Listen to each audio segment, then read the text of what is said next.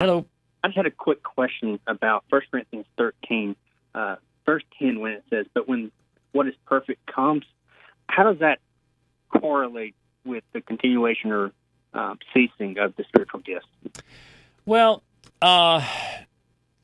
that's an interesting and rather lengthy discussion. Obviously, there are those who believe that the perfect that comes is verse 10, but when the perfect comes, the partial will be done away.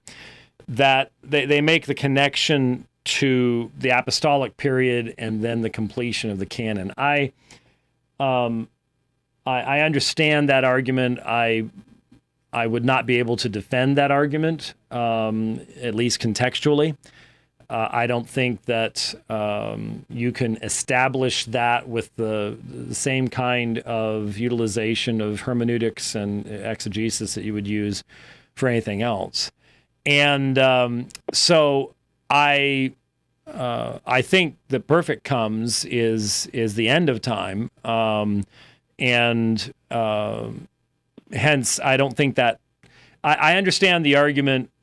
Prophecy done away. Tongues, pausantai, using the middle, and then knowledge done away with. So the argument is that since katarge thesantai for prophecy, katarge thesetai for gnosis, but then it's pausantai for tongues, that this means that tongues will cease of themselves when the canon of Scripture is complete. Well, when was the canon of Scripture completed? That raises all sorts of questions about the nature of the canon that I haven't heard very carefully examined by cessationists who use that specific type of argumentation. You could argue that the canon is completed the very moment that the last New Testament book is written, but that's not when everybody else knew that. God knew that at that point in time. God knew he was not going to inspire new books, but now you have to somehow argue that there is a direct correlation between the exercise of the gift of tongues and the giving of Scripture, or specifically revelation taking place. And I don't see that. I think when you look at 1 Corinthians, you focus upon the intention and purpose of tongues. And in light of the fact that it is a sign to the Jewish nation that the gospel has gone forth to the Gentiles, that a new thing has come, quoting from Isaiah. Once that purpose is fulfilled, then there's no reason for the continuation of a sign gift that was specifically to a nation that ceases to exist in AD 70. And so for me, that's my understanding of what the basis for the cessation of that particular sign gift is. Now, I believe there are other types of sign gifts.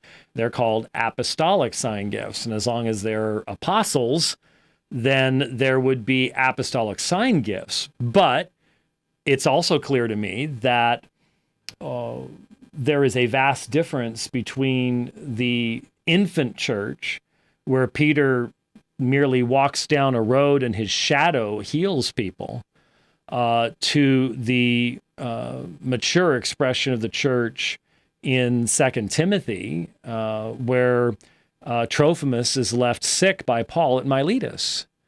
Paul's shadow couldn't fall on Trophimus and heal him? Something has changed.